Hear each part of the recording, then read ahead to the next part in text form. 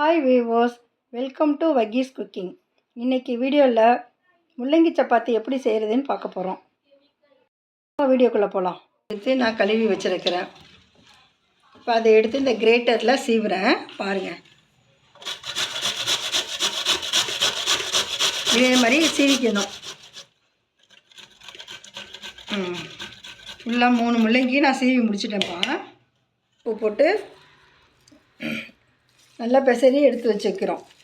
பெசரி வைக்கும்போது நிறைய தண்ணி விடும், அதனால் கொஞ்சம் நேரம் அப்படியே வைக்கிறோம்.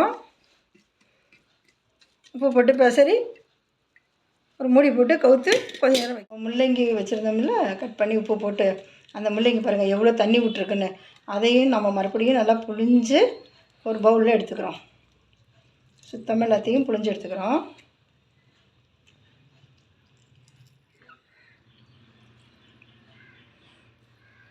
பார்த்திங்கன்னா, நம்ம உப்பு போட்டதுனால எவ்வளோ தண்ணி நிற்கிதுன்னு. இந்த தண்ணியை நம்ம வேஸ்ட் பண்ண வேண்டாம். ஒரு சூப்பு, வெஜிடபிள் சூப் வைக்கும்போது அதில் கலந்துக்கலாம். இதை அப்படி இல்லைனாக்கா நம்ம சாம்பார், புளிக்குழம்பு அது மாதிரி குழம்பு வைக்கும்போது அதில் இந்த ஜூஸ் தூக்கி ஊற்றிக்கலாம். அப்படி இல்லைனாக்கா நம்ம இந்த முள்ளங்கி வாடை பிடிக்கும் அப்படின்னாக்கா சப்பாத்திலே போட்டு மாவு தண்ணிக்கு பதிலாக இதை ஊற்றி பிசைஞ்சிக்கலாம். எங்களுக்கு அந்த ஸ்மெல் பிடிக்காதுங்கிறதுனால இந்த தண்ணியை நான் எடுத்துட்டேன். வெறும் முள்ளங்கியை மட்டும் நான் புழிஞ்சு எடுத்துருக்கேன். இந்த முள்ளங்கியில் பாருங்கள், முள்ளங்கி எப்படி இருக்குன்னு தண்ணி இல்லாமல் எல்லாத்தையும் எடுத்தாச்சா. இப்போ இந்த முள்ளங்கியில் கொஞ்சோன்னு மஞ்சத்தூள் போடுறேன்.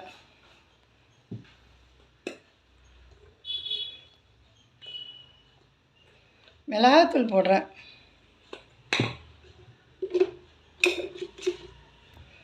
மல்லித்தூள் 1 ஸ்பூனு,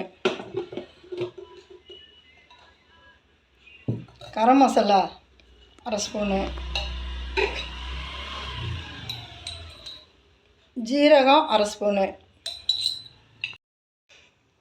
இஞ்சி கொஞ்சோன்னு, பச்சை மிளகாய் தேவைக்கு. இப்போ இது எல்லாத்தையும் ஒன்றா போட்டு நல்லா பெசரிக்கலாம். 1 ஸ்பூன் கோதுமை மாவு, இதையும் போட்டு நல்லா கிளறணும். கோதுமை மாவு அரைச்சி சலித்து க்ளீன் பண்ணி வச்சுருக்கிறேன்ப்பா. அதில் 2 கப்பு இப்போ எடுத்துக்கிறேன். இதில் கொஞ்சோன்னு நம்மளுக்கு தேவையான அளவுக்கு சால்ட்டு பவுடர் போட்டு அது கொஞ்சம் கொஞ்சமாக தண்ணி தெளித்து பிசைஞ்சிக்கிறோம். நம்ம சப்பாத்திக்கு பிசைக்கிறது, சப்பாத்திக்கு எப்படி வேணுமோ அப்படி பிசைஞ்சிக்கிறோம் நம்ம. இப்போ பாருங்கள், சப்பாத்திக்கு நம்ம மாவு எப்படியும் எப்போ பிசைவோமோ அதே மாதிரி ரெடி ஆகிட்டு. இப்போ இதை ஒரு 10 நிமிஷம் அப்படியே ஊற வச்சுருவோம். அப்படி மூடி வச்சு கொஞ்ச நேரம் மூடி வச்சுருவோம். மாவு நல்லா சாஃப்டாக ஊறிடுச்சு பாருங்கள். இப்போ இதில் ஒரு உருண்டை சப்பாத்திக்கு நான் இப்போ எப்போயும் எடுத்துக்கிற மாதிரி ஒரு உருண்டை எடுத்து காஞ்ச கோதுமை மாவை கொஞ்சமாக தூவி அது மேலே கோதுமை உருண்டை இதை வச்சு சப்பாத்திக்கு நம்ம எப்போயும் தேய்க்கிற மாதிரி தேய்க்கணும்.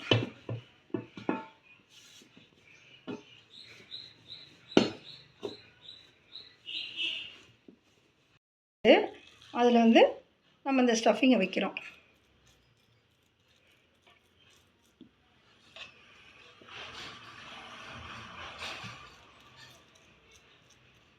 ஸ்டஃப் பண்ண பிறகு இதை அப்படியே மடித்து விடுறோம்.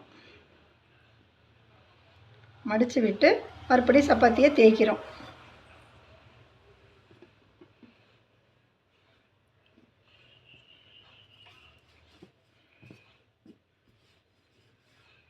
இது தவாவில் நம்ம போட போகிறோம். கல் வச்சு சூடு பண்ணிகிட்ருக்கோமா, அதில் சப்பாத்தியே போட்டிருக்கேன்.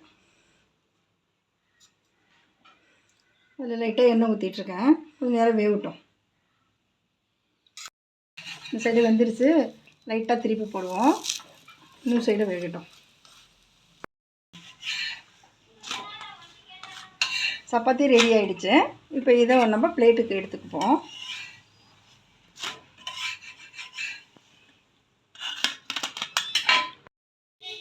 முள்ளங்கி சப்பாத்திக்கு இந்த ஆனியன் ரைத்தா நல்லாயிருக்கும். இதே மாதிரி இதை செஞ்சு நீங்களும் சாப்பிட்டு பாருங்கள். ரொம்ப சாஃப்டாக இருக்குது, குழந்தைங்களே விரும்பி சாப்பிடுவாங்க. முள்ளங்கி சாப்பிடாதவங்க கூட இந்த முள்ளங்கி சப்பாத்தி விரும்பி சாப்பிடுவாங்க. நீங்களும் இதை செஞ்சு உங்கள் வீட்டில் இருக்க பெரியவங்க, குழந்தைங்க எல்லாருக்கும் கொடுங்க. ஃப்ரெண்ட்ஸ் அண்டு ரிலேட்டிவ்ஸ்க்கு ஷேர் பண்ணுங்கள், லைக் பண்ணுங்கள். உங்கள் அருமையான கருத்துக்களை கமெண்ட் பண்ணுங்கள், சப்ஸ்கிரைப் பண்ணுங்கள். அப்படியே பக்கத்தில் இருக்கிற பெல் ஐக்கானையும் தட்டுங்க. அப்போ தான் நம்ம சேனலில் நாம் போடுற அடுத்தடுத்த வீடியோ உங்களுக்கு வந்து சேரும். அடுத்த வீடியோவில் சந்திப்போமா? பாய்.